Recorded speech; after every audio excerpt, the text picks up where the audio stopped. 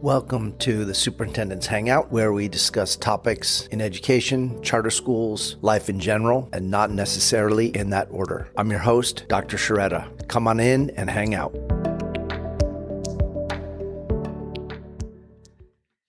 In this episode, I was privileged and honored to sit down for a conversation with Pedro Noguera. Dr. Noguera is Dean of the USC Rossier School of Education. He has served in that role since 2020. Originally trained as a sociologist, Dr. Noguera's research focuses on the ways in which schools are influenced by social and economic conditions, as well as by demographic trends in local, regional, and global contexts. He's the author of 13 books and over 250 research articles in academic journals, as well as book chapters, edited volumes, research reports, and editorials in major newspapers.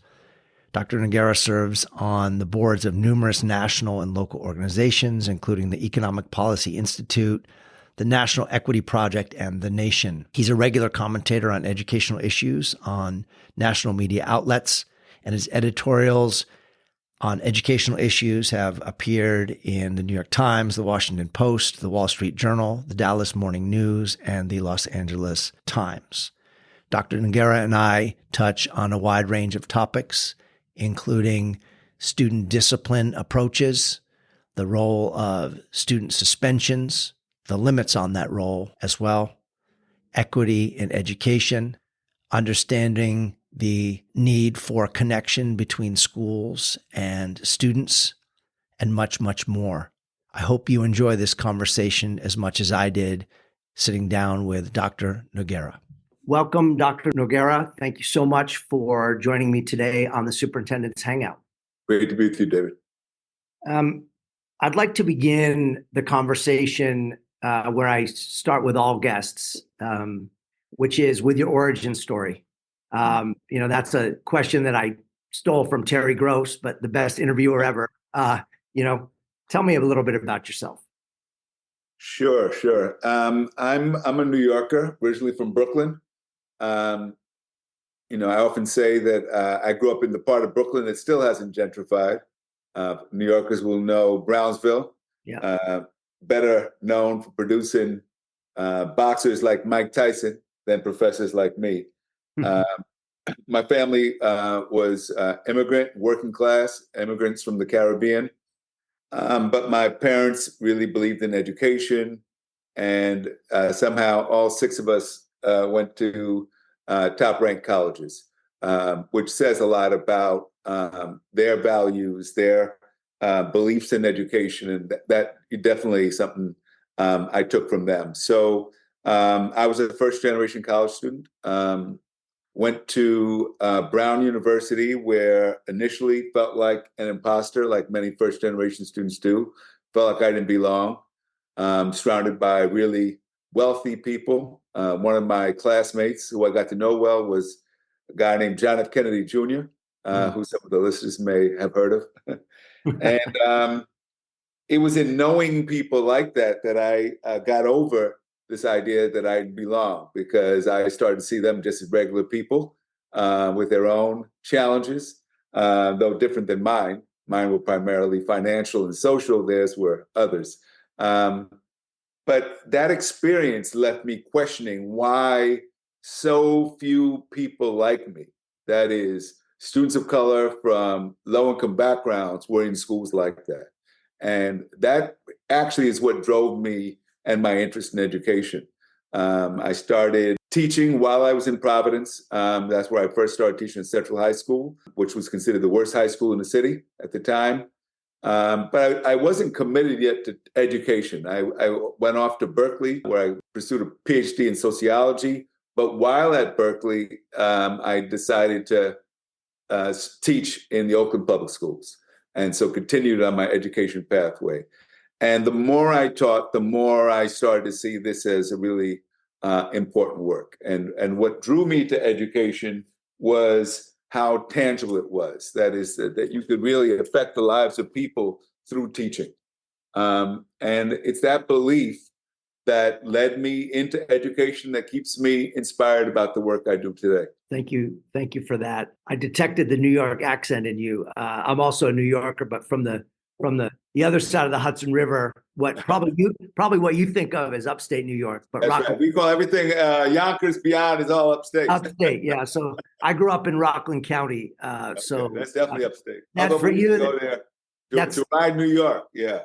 That's right. Exactly. So it's up there. So how did you kind of resist the siren song of perhaps going into professions that would be historically more would be better paid, for example? I mean, you were clearly rubbing shoulders with if you rub shoulders with JFK Jr. and his ilk, that kind of class of society weren't educators, right? They didn't come from families. How did you resist that siren call of like MBA, JD, whatever, medical school, whatever those paths are? Yeah.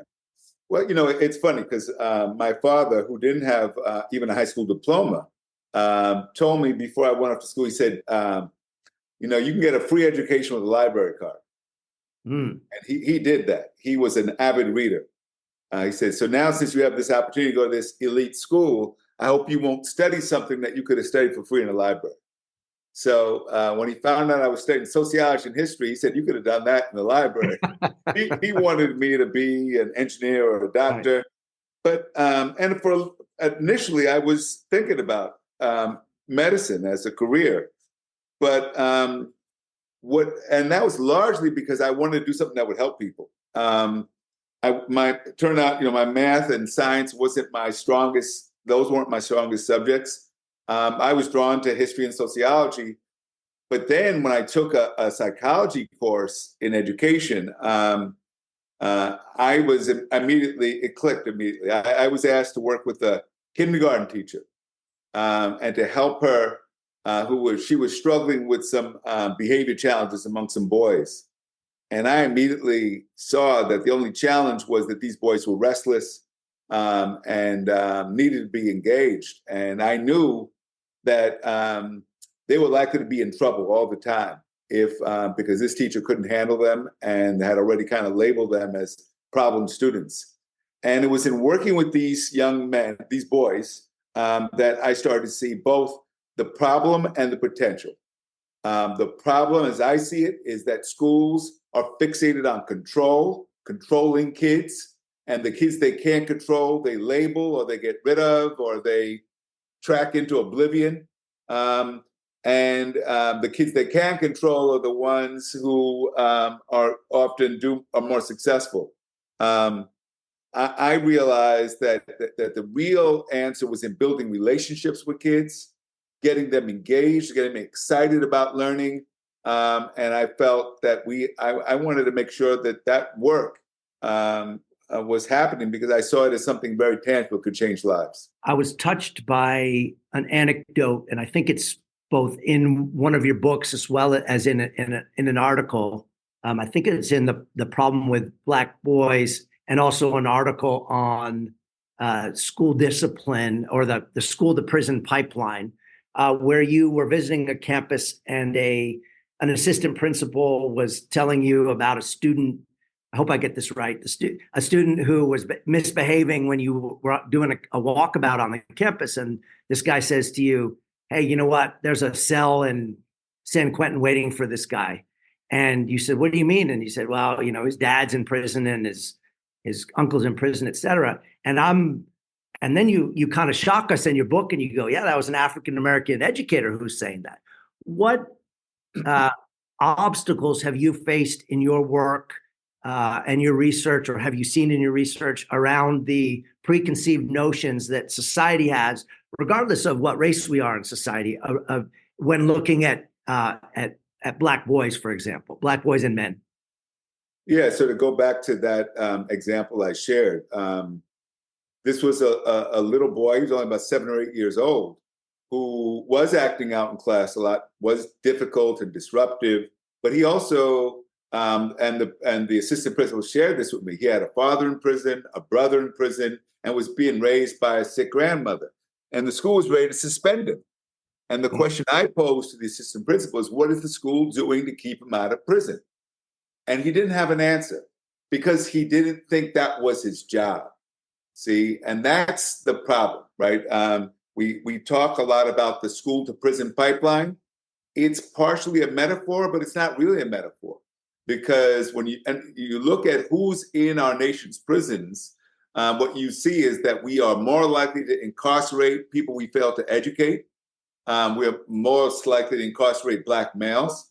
And the problems facing Black males don't start in prison. They usually start in school.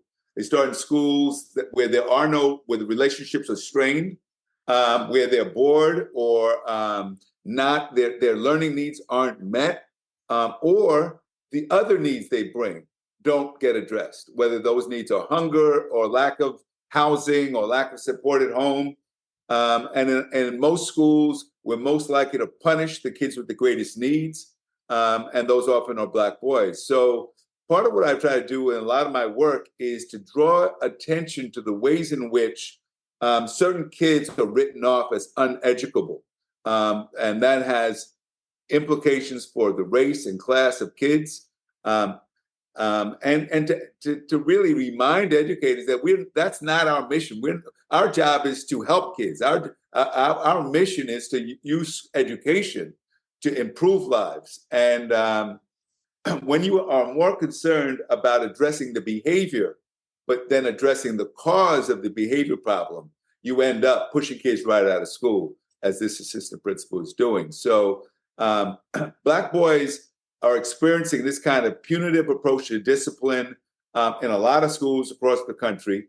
It's not simply white administrators doing it. As I used an example, this was a Black man. It's about the way the system works.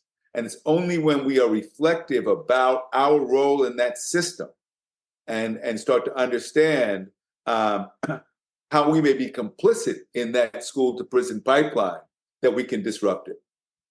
We've seen coming out of COVID, I don't know if this has been measured, but certainly kind of reading the tea leaves in the media, there's been this kind of reverting back to calls for more punitive discipline in schools. And as educators have said, kids were out of school for a year and a half, 2 years, and they didn't, they don't know how to do school anymore. So now we need zero tolerance policies.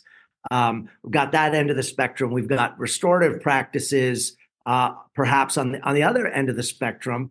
Where do you see practices such as suspension, if at all, in schools, their usefulness, their utility? So, I'm a realist. I'm a former teacher. So I know a teacher cannot teach in a disorderly classroom.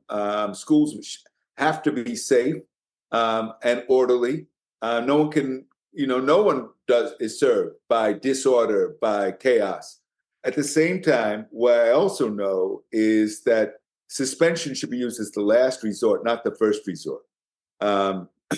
And if you just think about it for a moment, why would we think that kids who don't like school, that their behavior would change by denying them learning time, by sending them home to play video games?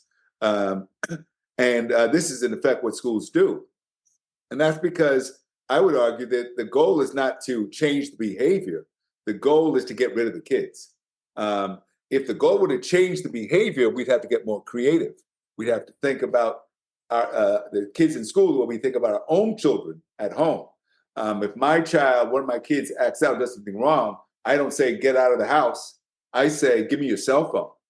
No internet access. I take away privileges. And then I try to address what's behind the problem and really deal with that, talk about that with one of my kids. And I would say that's the same thing that we've got to do in school. We've got to figure out, we have kids who are acting out. Are they acting out because of mental health issues and need a counselor to help them? Are they acting out because of neglect at home? Are they acting out because they're bullied or threatened? We need to know why, if we're going to thoughtfully come up with a way to address it, because the goal of discipline should be to change the behavior. And you can only do that if you know what the problem is and if you know how to re-engage those kids in school and in learning. And that's where I think a lot of schools struggle. They don't know how to do that. And they revert to just a policy that says if this happens, you could here's the Get rid of them. here's the flow chart for suspension, expulsion, et cetera. I have a colleague who works with restorative practices in San Diego County, and she always says that we all want restorative practices for our own kids, but For ourselves. or for ourselves. I mean, it doesn't make me real popular in my job, but I'll have personnel all day long who say, I've used up all my sick leave, but I had to take these extra days. And, my grandmother lives in another state. And I'm thinking to myself, you're the same person who a week ago is punishing a kid because they turned in their homework a day late. And they told you that they're something happened and that's why they're delayed. But you have a zero tolerance for that. But then you expect me to be flexible with you, and you're an adult and you choose to work here. Yeah. It's interesting. I reflect a lot on that fact of if we would look at the students who are in our charge or in our care, in our professions, the same way as we look at our own biological children or the people we love and care about in our private lives, I think the system would have different outcomes, perhaps. Absolutely. And again, this doesn't mean we want schools to tolerate misbehavior.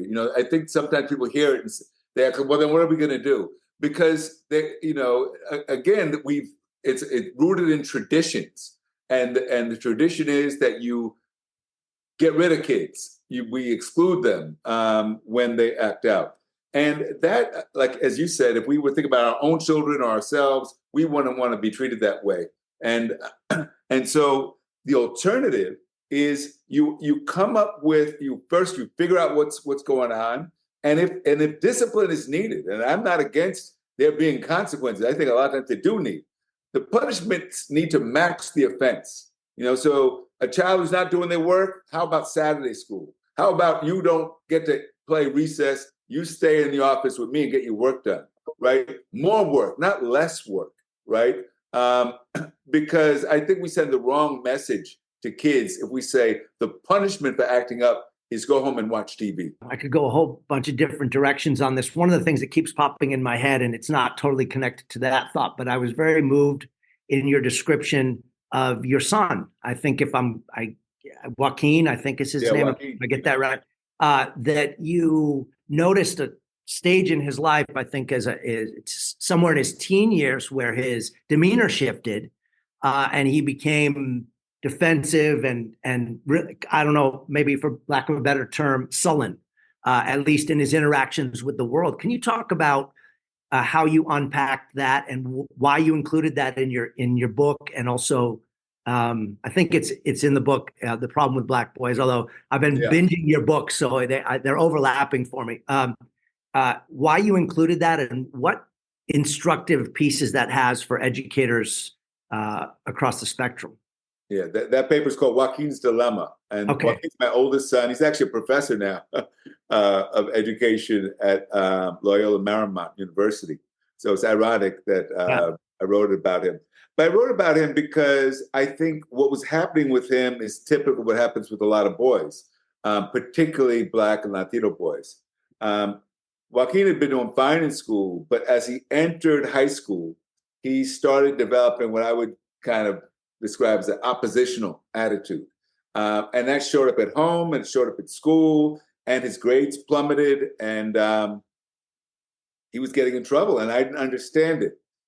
But instead of simply pushing him away, I tried to spend time with him to really understand what was happening with him. And one of the things I started to learn is that although he came from a middle-class family, by then I was a professor, his peer group, the group he identified with, were kids on our block, most of whom came from families that were struggling. And he was saying to me, you think I'm doing bad, but in comparison to my friends, I'm doing good because I'm not failing. And I was trying to understand, well, why are you comparing yourselves to them? Why don't you just do your best? But that's the way, adolescents are very much influenced by their peers. And the peer group you identify with has a lot of bearing on, your attitudes towards school and towards lots of other things. He was lucky because by 11th grade, he got a new girlfriend who was a great student and put him on a different path and ended up, doing fine. But, a lot of kids don't have parents who know how to talk to them, don't have an adult, a mentor around who can figure out how to get them engaged. And so I used my son's experience because although things worked out for him, there are a lot of kids out there who get written off and who get lost because our schools aren't organized to provide the kind of support they need. I want to talk a little bit about role models and examples in society. You write that we've got many examples of athletes and entertainers who are Black men. You turn on any sitcom, it seems like on TV, you're going to see people of color, but you're not seeing examples of college deans or we could fill in any other prestigious position, politicians or what have you. How can educators like myself and the folks in my organization and the listeners on this podcast work to kind of shift that paradigm? You talk about Joaquin looking at his comparative field. You're seeing him struggling, but he's looking here and he's like, I'm way above these guys. And he had you as an example, and obviously he's followed in your footsteps. But how do we as educators work through that and help better support our boys, especially? Mentorship is critical. And especially when boys don't have a father present in the home, then having an adult male, preferably somebody of their background that they can connect with, is really helpful, because what it does is it lets them know that, first of all, they're cared for, but also what's possible for them. So, I often say that some of the best mentors can be, recent graduates of a high school who are now in college. Mm. And the reason why is because even though they're not that much older, they know what those kids are going through. And the experience of someone from your neighborhood, from your school, who is now in college and doing well is very powerful for kids. It sets an example that other kids can aspire to. If you bring in somebody like me, who's much older, a university professor, they will say, well, that's too far out of reach. They can't even understand a lot of times what someone like me does. Right. So getting somebody who they can relate to, both in terms of age and experience, I think can be very powerful. And it can help to demystify why college is important and why they should consider that a goal worth aspiring to. I want to return to the theme of school safety and discipline. We know that well, I wish it was an ebb and a flow and another ebb, but it seems like the conversations around school safety and protection against school shootings have just kind of they go along, but they never decrease. They seem to be increasing. You did an interesting, fascinating series of interviews with over 100 Black students in LA Unified School District. You and I think a co-author, where you interviewed them and took oral histories around, I think, their perceptions of interactions with school resource officers. I think a kind of a euphemism for a school police officer. Right. Talk to us about the findings of that study. And what struck me was this term of the legitimacy policing continuum. I was struck by that, and I'll let you explain that. Yeah, we did a study on policing in LA public schools, and because we'd seen the data, we knew not only were Black students more likely to be suspended and expelled, they were also more likely to be arrested in school. And often for non-criminal offenses, right? Because police get called in now for all kinds of things in schools, which is one of the reasons why there's been a push to get police removed from schools so that we have counselors responding rather than police officers. But what we found is that the ways in which police are utilized in schools follows a pattern very similar to the way they get utilized in neighborhoods and communities. That is, that they are seen as the agents of control, and that they are that they use intimidation and fear as a way to of relating to kids. And we don't see that in affluent middle class communities, right, where the police are seen there as being there to protect the kids, not to control the kids. And it's ironic because most of the school shootings that have occurred in this country have occurred in white, suburban, and rural communities. Most of the perpetrators have been white males, but the zero tolerance, very punitive policies that have arisen because of the school shootings are very punitive when they come to urban areas, and have resulted in this rise in arrests. And so, what we're trying to do there is to call attention to the inequities and the injustice. Again, schools must be safe, but we don't want to turn schools into prisons. I try to remind people prisons are not safe places. Anybody's ever visited or knows anything about our prison system, they're some of the most violent institutions in the country. So why would we hold prisons up as a model that we want to replicate? Our schools need to be safe, nurturing places. Kids need to feel like they belong, because guess what? Belonging is correlated with higher achievement, better behavior. The things that make a difference for creating a safe school all are also related to creating schools where kids do better academically. And that's about the culture of the school and building a culture that engages kids and keeps them connected to each other and to adults.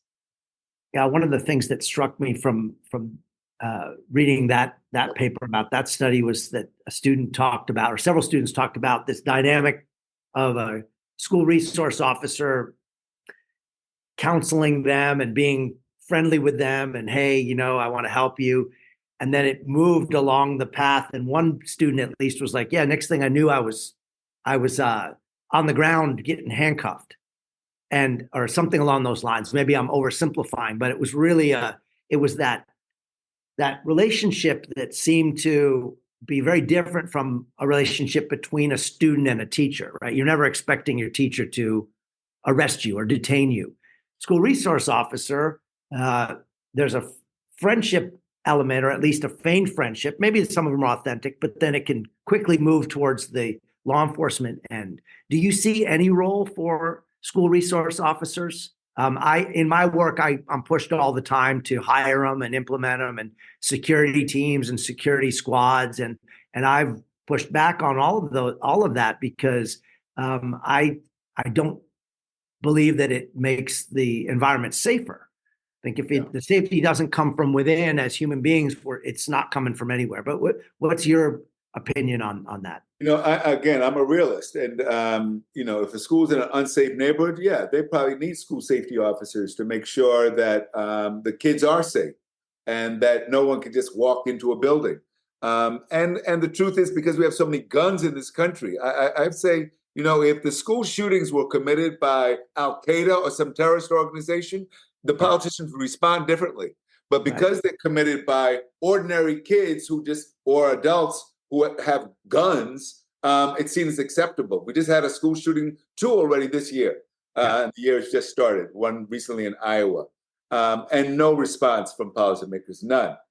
So it's, we have to both challenge the way in which violence is normalized in American society, but then we also have to commit ourselves to ensuring that the adults we bring in to keep schools safe do have strong, positive relationships with kids, have moral authority. I'll give you an example of what I mean by moral authority. Moral authority is not just your title, just the fact you have a uniform or a weapon. It is about the relationship, about how you're seen by the young people. So a school I worked with in Oakland many years ago, they hired a grandmother as their security guard, their school resource officer. And although she was in her 60s, she could keep anybody, she could handle anybody who was out of line because she had moral authority. She wasn't there to intimidate. She was there to handle disruptions, whether it be from adults or kids, and it worked. So I think we have this image that the school resource officer needs to be a large man who's armed. And in fact, I would say what you really need is adults who know how to build strong relationships with kids. Because here's the truth: the truth is, if kids trust you, they will let you know if there's going to be a fight or if another student has a weapon on them, because they trust you, because kids have an interest in safety too. They want to see safety. But if they don't trust you, the taboo against snitching is even stronger, and they won't let you know what's going on. Yeah, and I think I would even extend that to the actual perpetrators. Oftentimes will drop many hints in advance. Just That's depends on whether we're paying attention or not in the right ways. Yeah. I want to pivot a little bit to your work in higher education.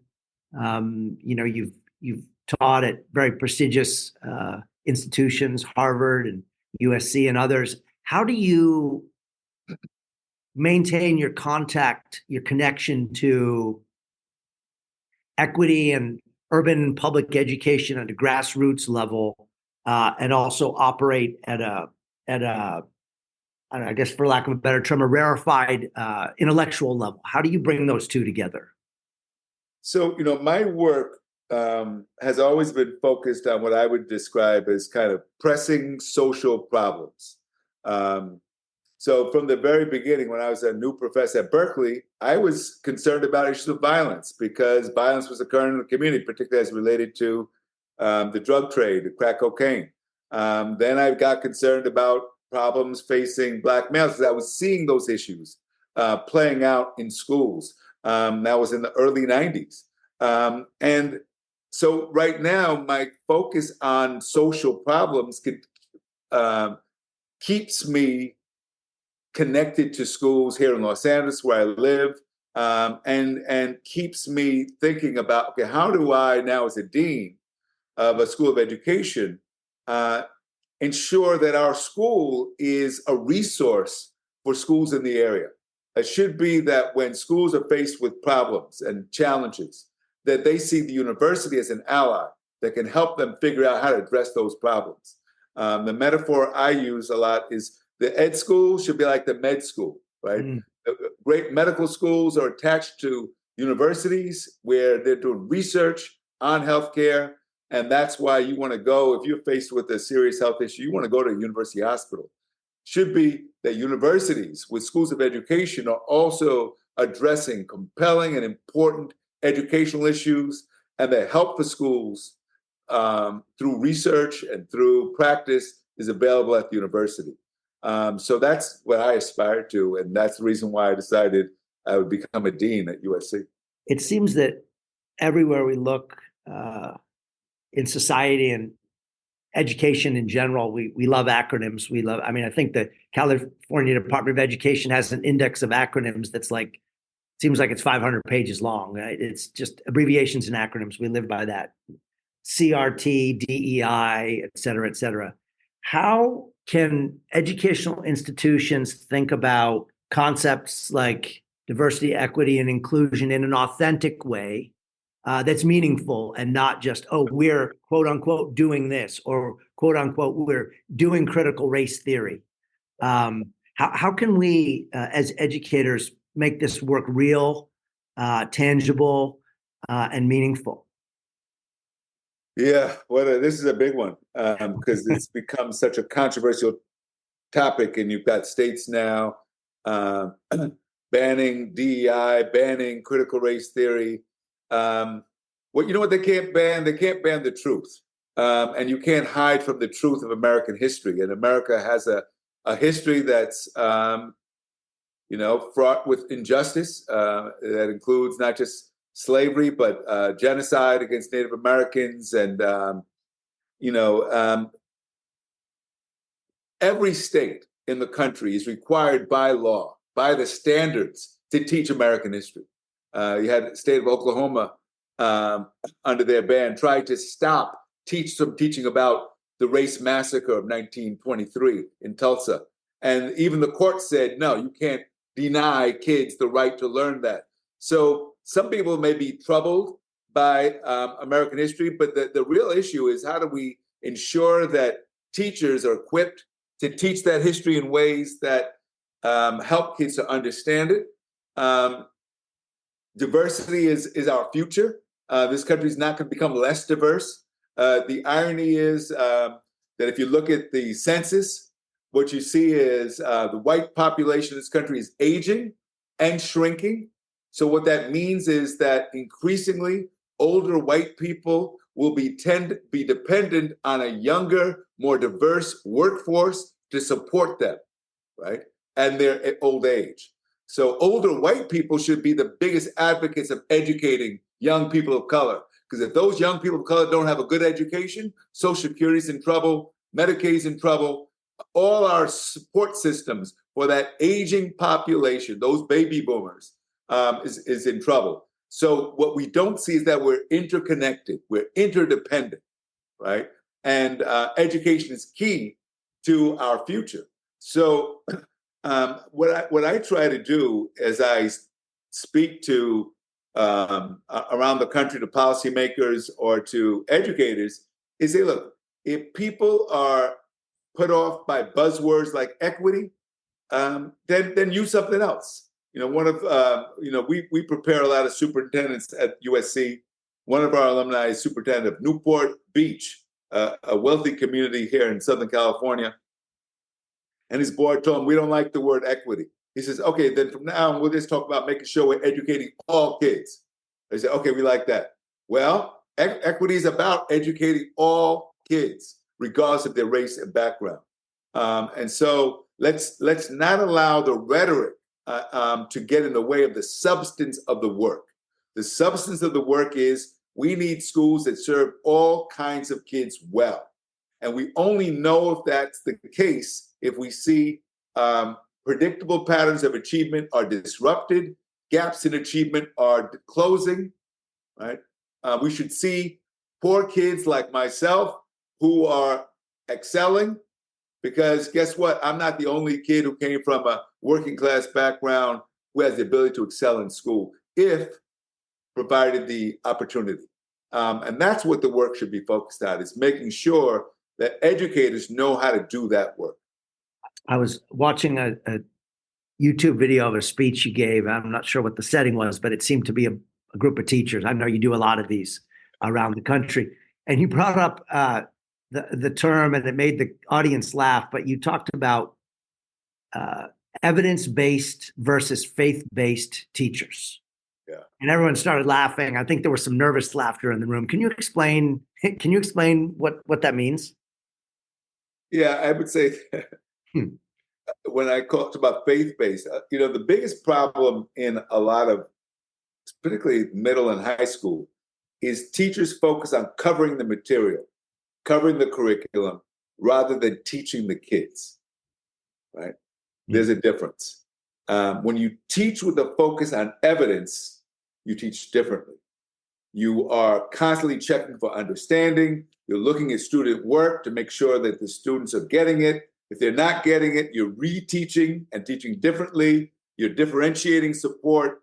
You're doing all the things we know to ensure that kids are learning, right? Because I always say teaching and talking are not the same. Covering the material is about talking. Teaching is about the evidence of learning. So when I talk about faith-based teaching, it's, like you cover the material and then you hope they got it. You hope that the test scores will go up. That to me is pretty weak. We want evidence that they're learning every step, every day. There should be some evidence of learning. And you only know that evidence if you look at the work the kids produce, and so evidence-based teachers are holding themselves accountable for student learning. I often say that good teaching is like good cooking, right? How do you know a person's a good cook? Well, all the people who eat the food will tell you that was good. How do you know a person's a good teacher? The students will tell you. And right now, you can go to any school in this country and you ask the kids, who are the best teachers? They will tell you who are the teachers who are actually helping them to learn, right? And that's what we need to look at more closely. Who are those teachers? How do they work? Who are the teachers who can get kids to overcome fear of a subject, right? Who can get them to feel a sense of confidence and competence about what they're learning. We need to learn from those teachers. We need to demystify what that looks like, because too often those teachers are isolated by themselves in the classroom, and no one's learning from them. And right next door, there's a teacher who's struggling. And I think to extend that thinking, we have many school site-based cultures that actually discourage people from focusing on effective teachers, right? So they don't. We kind of have this idea that we're in a staff room, even that we're not going to even draw more attention to one teacher over another in terms of their success.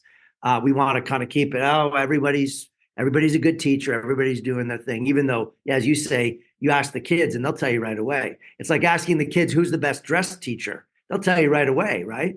But more importantly, they know which teachers they learn from, which ones they're challenged by. Yeah. And, it is important to create an atmosphere in a school where teachers can collaborate, where they can work together and plan together. So you don't want to pit teachers against each other. But you do want, I would say if you bring the work into the room and you get teachers analyzing student work together, then the evidence is clear. Some teachers are producing better work out of their kids than others. And that's an opportunity for a conversation. What are you doing to get your kids to do such advanced work, to engage complex text when my kids are struggling? When teachers have conversations and share, what can happen is that it can help all teachers to improve. Mm-hmm. Because too often, we are asking teachers to do something really hard without enough guidance. You think about, what does it mean to be a good teacher? It means you have a strong command over the subject you're teaching. It means you know how to teach it. You have pedagogical skills. You can teach in a variety of ways. And most importantly, it means you know how to build relationships with kids that are rooted in respect and trust. So kids feel safe with you, they feel challenged by you, and they're willing to work for you. Although I've worked my entire career in charter schools, I kind of consider myself to be a bipartisan observer and participant in the educational landscape. So this podcast is certainly not focused exclusively on charter school. We haven't even mentioned it until now. You wrote a fascinating book, collaborated with Mr. Hess, I think, that was written in email form, which was really interesting, right? It was your dialogue around a range of topics related to charter schools. And I again had that on audiobook, and I would listen to it on my commute. Where do you see both the promise and also the challenge of charter schools in all these topics we've talked about, right? Innovations, teacher effectiveness, building strong relationships with our students, et cetera. Where's the promise and also perhaps the peril of charters? So, the book you mentioned, The Search for Common Ground, charters just one of the controversies we addressed. Rick is a well-known conservative writer. Yeah. He invited me to engage in this dialogue with him about a number of controversies, because we wanted to demonstrate that we could actually engage in a civil debate, discussion over these topics, because even before the current politicized and polarized moment we're in, there was a lot of polarization in education. And there was the charter camp and the anti-charter camp. And so on that issue, I have always taken a more nuanced view on it. On the one hand, I support schools that are good, whether they be charter, private, public, especially if they're good at serving kids who historically haven't had access to good schools. At the same time, I am concerned that some charter schools screen out kids who have greater needs, whether those behavior needs or the kids whose parents don't even know that there's a lottery, don't know that they should get their kids signed up. So, it's easier to serve the kids who need less help, right? Right. And what we know is if charter schools can do that, then the public schools, the regular public schools, are going to have more kids who need more help. And that creates greater challenges. So my concern with the way charters often play out is that it exacerbates inequity in schools. Now, I also know of many charter schools that specialize in serving high-need kids. So you can't generalize about charter schools. And I think some of the anti-charter folks do that often. So I think we have to understand what role charter schools play. I think we should be focused a lot more on giving educators a chance to visit all kinds of schools, to learn from schools, because there's some great charter schools that public school educators could learn from if there weren't so much antagonism. And so part of the reason why Rick and I did the book is to encourage educators to see the complexity of the issues rather than painting them in such dichotomous ways, to open up a discussion rather than continuing this stagnant way of thinking about these issues, which I think has not helped us a whole lot. Yeah, I really appreciated that particular portion of the book. And I think, regretfully, I think we're headed towards even more polarization in certain states. Certainly I can speak locally in San Diego and Southern California. You're seeing, declining student populations across the state. That means more competition for scarcer resources. There's going to be pressure, budget pressure. All those things, I think, lead to pointing more fingers rather than reaching out to kind of find common ground. But I very much appreciated those conversations that you had via email. One thing popped up in my head, returning to the topic just for a minute. I knew I wanted to ask you this. I was thinking about it last night, and I forgot to ask you when we were talking about the suspensions topic. Have you done research, or do you know of research that exists about the degree to which schools do what I would call kind of the soft suspension, soft expulsion? So we know as school officials, we have massive authority, right? I could come in my suit and tie and say, ma'am, you know what? This school is not for your kid, and you don't have an enfranchised parent. They might not be speaking English, et cetera, add all those layers on. And before we know it, Johnny's going to a different school. Has there been research done on that? And does that enter into your thinking about exclusionary practice in schools? Yeah, there's been certainly done research on in-school suspension, right? Which some schools use as an alternative to putting kids out. Then they just set up a room where they put the kids right. in school. Which, if it's done creatively and that's a place where kids get counseled and get help and get sent back to the classroom, that's fine. But if it just becomes a holding tank for kids, that's a real problem. But we're also seeing what you've described. Now, I haven't seen research on this, but many of us have a hunch because you can see it in the numbers. And there was an expose on a well-known charter network in New York City, Success for All, where they had a principal with a gotta go list. And these were kids that they wanted to counsel out of school because they were frequently in trouble. And they were doing it. And it was a teacher who exposed it. And it was very embarrassing for the network because they had taken great pride on their results. But all you had to do is look at their data. The number of kids entering the high school in 9th grade each year was shrinking.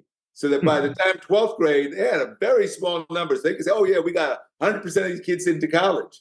Say, yeah, but you lost over half the class between 9th grade and 12th grade. So where did those kids go? And, I'm sure not all of them were counseled out. Some of them just chose to leave. But there's got to be accountability on schools like that, that they don't just disregard and get rid of kids who are more challenging to serve. Yeah, I was actually recently speaking with a young man who had graduated from our schools and then gone on to college and started working at that network that you referenced. And so we were exchanging YouTube videos of different stories about the network. And it's interesting, certainly not the only place in America where there've been organized kind of conspiracies about kind of gaming the systems around, how our student populations are organized and who's in and who's out. I think it was Charlie Munger, who recently passed away. He said that I guess he's Warren Buffett's number 2 guy or whatever. He said, "You show me the incentives, I'll show you what the results are going to be."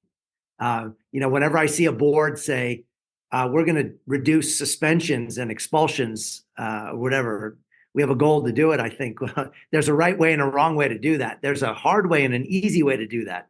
Yeah, a fast way and a slow way. So it's interesting.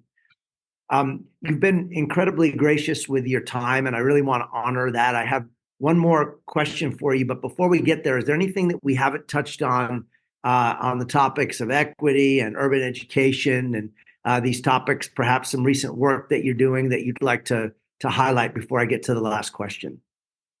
The one thing I would add is the importance of leadership. I've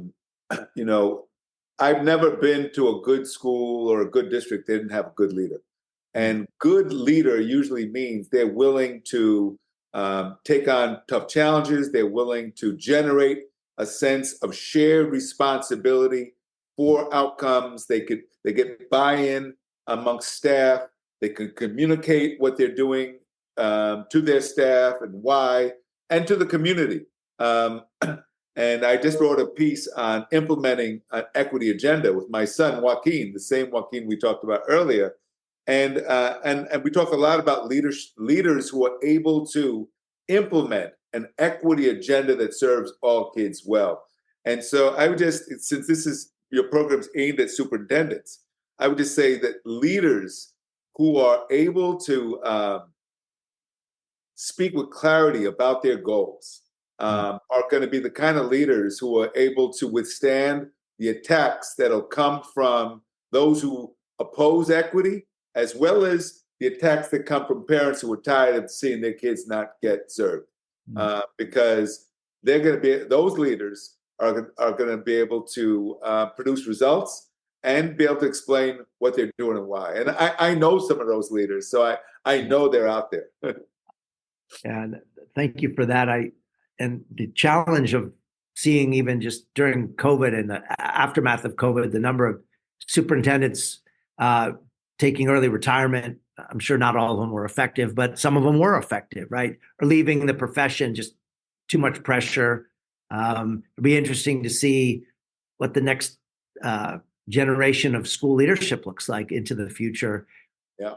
That plus the challenges of how AI changes our landscape and is already changing it. There's a lot on the horizon at the school leadership end. So my last question to you is a hypothetical. You're given the opportunity to design a billboard for the side of the freeway. I don't know. You said you're in LA, so I'm going to call it the 405, but we know LA probably has more freeways than anywhere. So one of the freeways in LA, people are driving by. They're either going 70 or they're going 7, depending on what time of day it is. What does your billboard say to the world in terms of what you'd like to convey about the work you do and the beliefs you have? It would say the future of this country won't be determined by what happens in Washington. They'll be determined by what happens in our schools.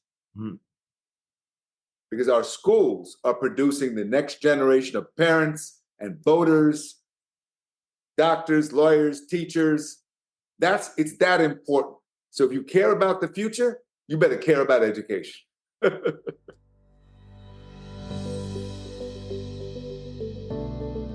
Thank you for listening to the Superintendent's Hangout. You can follow me on Twitter at DVS1970. Please be sure to share this show with friends and family on social media and in the real world. Thank you to Brad Bacayal for editing and production assistance, and to Tina Royster for scheduling and logistics. Thanks for hanging out, and have a great day.